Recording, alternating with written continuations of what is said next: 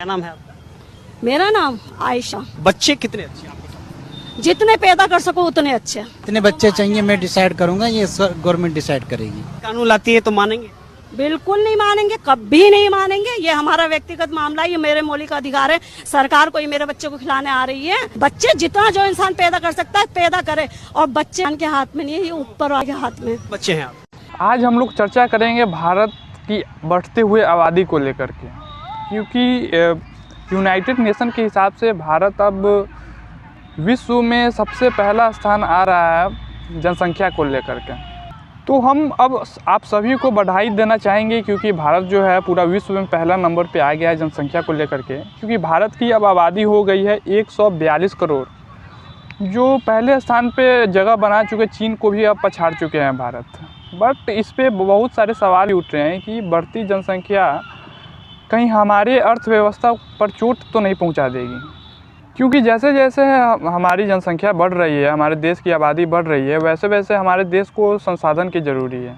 हम आपको बता दें कि भारत में करीब 19 करोड़ लोग जो है वो डेली भूखे सोते हैं। उनके पास खाने को अन्न नहीं होता है और वो लाचार और विवश होकर के भूखे सो जाते हैं।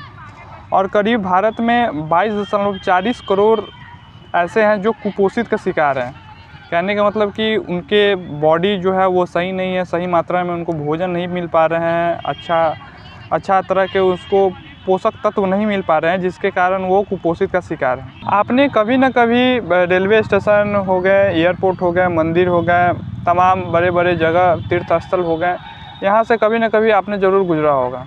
हम रेलवे स्टेशन का एक उदाहरण लेते हैं। आपने जब रेलवे स्टेशन की तरफ गए होंगे तो स्टेशन या ट्रेनों में आपने भीड़ तो ज़रूर देखा होगा। तो इस बात से तो आप अंदाज़ा लगा ही लीजिए कि हमारे स्टेशन पे जब इतनी आबादी है, इतनी ज़्यादा भीड़ है, और उसमें यात्री लोग के लिए संसाधन पूरे नहीं हो पाते, वहाँ पे जो ट्रेन की जो उचित व्यवस्था है, जिस हिसाब से आबादी है, उस आबादी के हिसाब से ट्रेन नहीं मिल पाती है।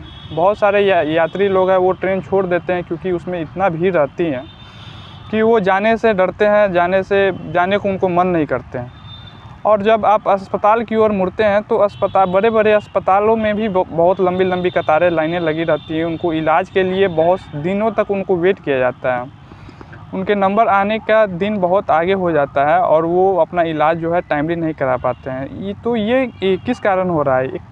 क्योंकि देश में इतनी आबादी है और आबादी के हिसाब से संसाधन की बहुत ज़्यादा कमी है। भीड़ की बात जब चल ही रही है तो भीड़ में एक स्टेप आगे बढ़ के दिल्ली एयरपोर्ट की भीड़ की तस्वीर आपको दिखाते हैं, जो कि 2022 की ली गई हुई तस्वीर है। ऐसा लग रहा है कि अब एयरपोर्ट में भी भीड़ देखने को मिल रही है। धक्का मुक्की की भी स्थिति बन गई हुई है, जैसे कि रेलवे स्टेशनों पे होती है, अब वो दिल्ली एयरपोर्ट में भी देखने को मिल रही है। क्योंकि एयरपोर्ट पे इतनी आबादी पहले इतना कभी नहीं दिखती थी, लेकिन जैसे जैसे जनसंख्या वृद्धि हो रही है वैसे वैसे अब एयरपोर्ट भी अब छोटा पड़ रहा है भीड़ के मामले में। यात्रियों की लंबी लाइन देखकर हुए हैरान। महीनों से यात्रियों को लगानी पड़ रही थी घंटों लाइन। राजधानी दिल्ली के इंदिरा गांधी इंटरनेशनल एयरपोर्ट के टर्मिनल 3 पर बीते कई दिनों से यात्रियों को तमाम दिक्कतों का सामना करना पड़ रहा है। फिर हम एक और उदाहरण लेते हैं। आप कभी न कभी बड़े मंदिर, तीर्थ स्थल तो ज़रूर गए होंगे, बट आपको यह यकीन हुआ होगा कि आप उस मंदिर में भगवान से तो मिले या नहीं मिले, बट आप भीड़ से ज़रूर मिल गए होंगे। भगवान के दर्शन तो बहुत कम किए होंगे, बट वहाँ पे जो आबादी होती है उसका जो दर्शन है आप ज़रूर कर लेते हैं। वाकई में बढ़ती हुई जनसंख्या एक बहुत बड़ी भयावह स्थिति है, क्योंकि जैसे जैसे आबादी बढ़ रही है वैसे वैसे लोगों को रोज़गार भी चाहिए होगा, क्योंकि रोज़गार मिलेगा तब तो आम आदमी अपना भरण पोषण करेगा। क्योंकि आबादी को जो है एक न एक समय रोज़गार तो चाहिए, और रोज़गार के लिए आम युवक डंडे लाठी खाते रहते हैं और हर जगह धरना प्रदर्शन पर बैठे रहते हैं, पर सरकार उनकी एक नहीं सुनती। क्योंकि बढ़ती हुई जनसंख्या को सरकार भी कितनी रोज़गार देगी?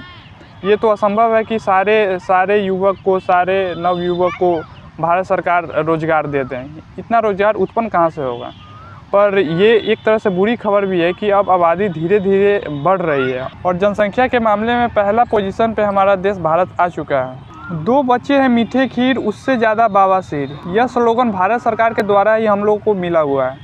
यह स्लोगन एक आम आदमी के लिए जागरूक के रूप से काम करता है, क्योंकि यह स्लोगन का मतलब यह हुआ है कि 2 बच्चे हैं मीठी खीर, मतलब कि अगर आपके पास 2 बच्चे हैं तो आप सुखी जीवन व्यतीत कर सकते हैं, और 2 से ज़्यादा बच्चे होते हैं तो वो बवासीर के रूप में काम करते हैं, यानी कि आपकी ज़िंदगी में बहुत सारे कठिनाइयाँ होंगे अगर आपके 2 से ज़्यादा बच्चे होंगे, क्योंकि 2 से ज़्यादा बच्चे को भरण पोषण करना बहुत कठिन हो जाता है।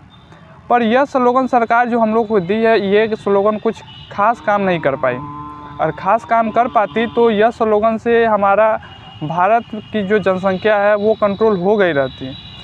बट भारत को अब एक कदम आगे निकलकर, इस स्लोगन से आगे निकल कर के जनसंख्या नियंत्रण पर एक ठोस कानून लाना होगा, और ठोस कानून आने के बाद ही हमारे देश में जो जनसंख्या का नियंत्रण हो सकता है।